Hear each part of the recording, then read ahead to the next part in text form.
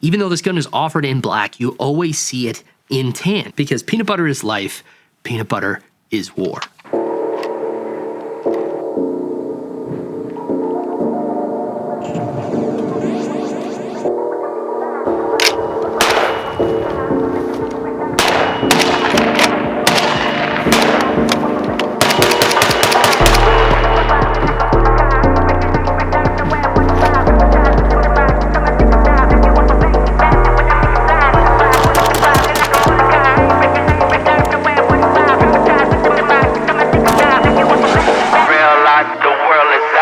Find your target, heterosexual, cis, white, Christian male.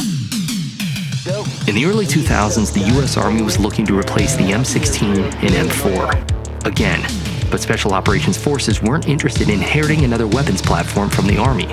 So US Socom solicited the Special Operations Forces Combat Assault Rifle Program, or SCAR for short. You're watching 12 Spies.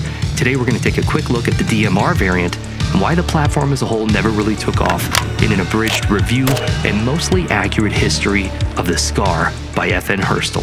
SOF were utilizing several platforms at the time, including several variants of the M4A1, the Mark 14 EDR, and the Mark 11 SR25. All incredible weapons in their own regard, but they sought a singular, modular platform to house two cartridges that would replace them all. And most importantly, it would be developed for SOF by SOF.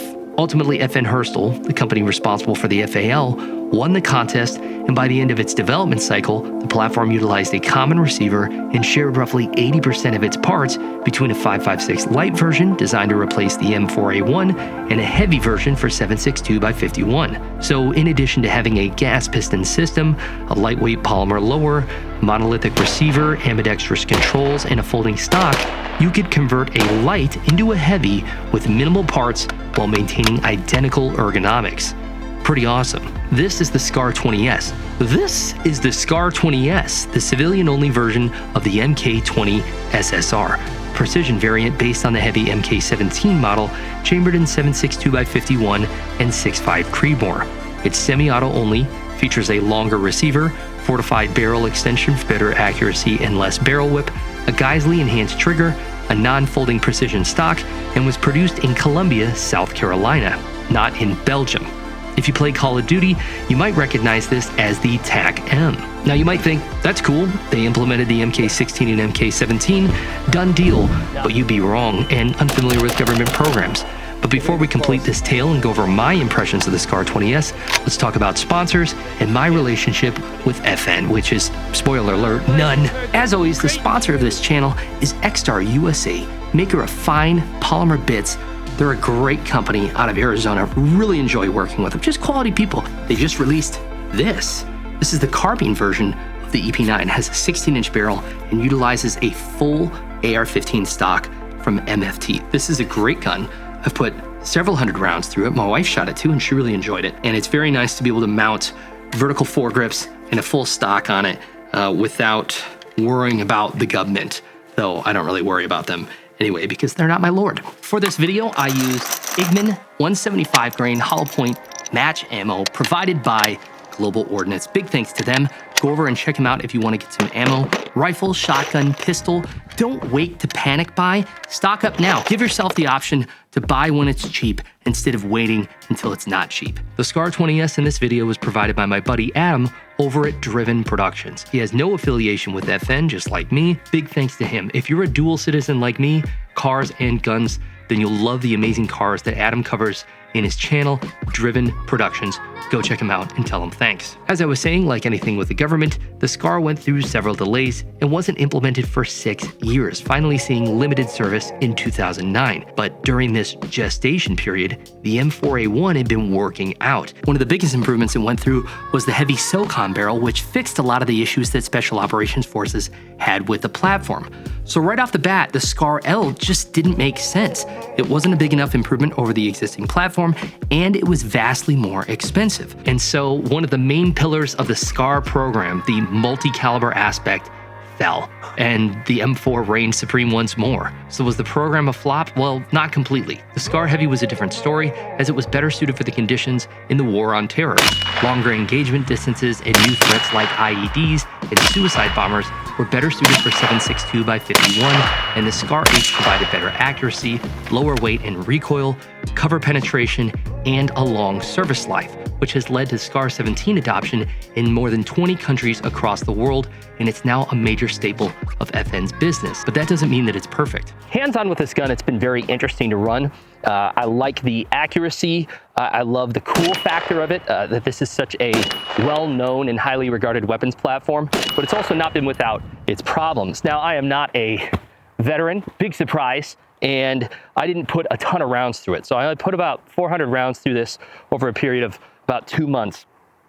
And the consensus that I had was the failure rate for that amount of rounds was not really something that I was pleased with. I had 2 failure feeds, and then I had another one where the charging handle must not have returned as hard as it needs to, and it's a reciprocating charging handle.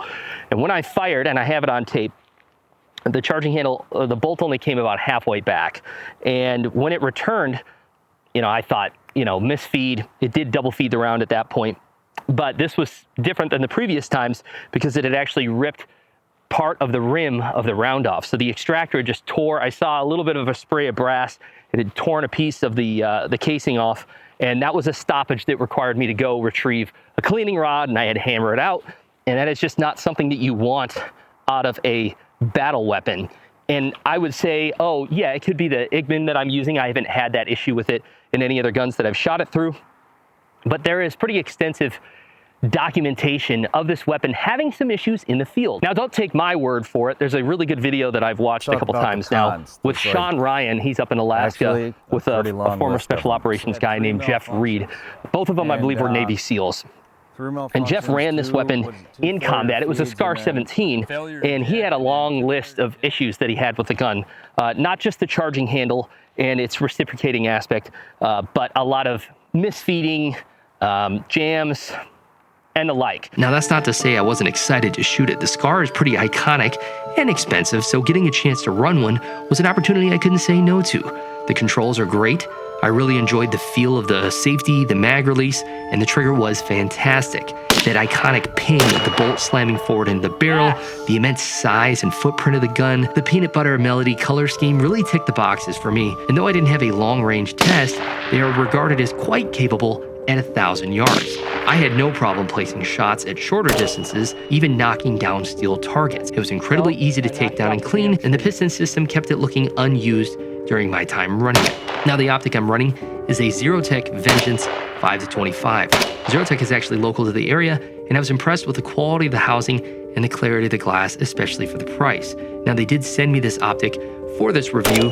I wasn't paid by them. Speaking of glass, let's talk about a few of the complaints that you've probably heard about with the Scar. One of the most common ones is that it's an optic destroyer, more than other comparable modern 7.62 by 51 battle rifles. Many believe this is due to the unique recoil impulse as the bolt slams forward and delivers that signature ping sound.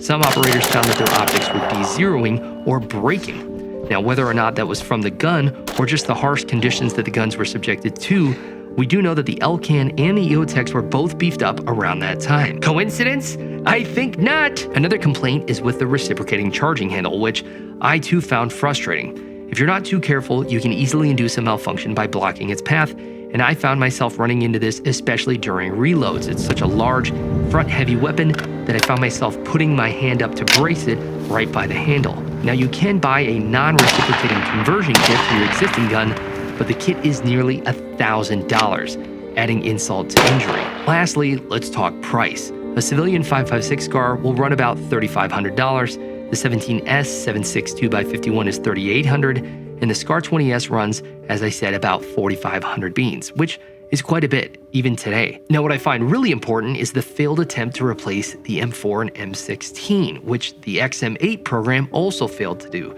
especially with the selection of the Sig Sauer XM7 as the next generation squad weapon, which makes the Scar look cheap.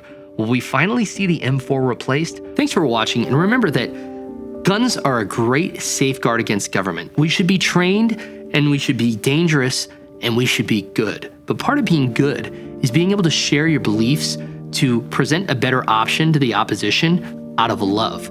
If you jump into, we need to go to war, we need to fight the opposition because they don't believe the same things that we do, without first trying to interact with, share these ideas, present them. The gospel is great news. The idea that Jesus came and died for us, and then we can have a proper relationship with the one God of the universe and have all our shame removed, that's amazing news. People just forget that that's good news other people want to partake in.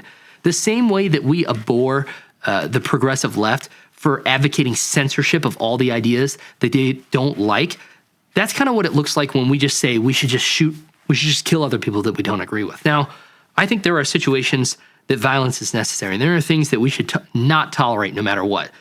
Taking advantage of children, I don't see, if you do that, that's the worst.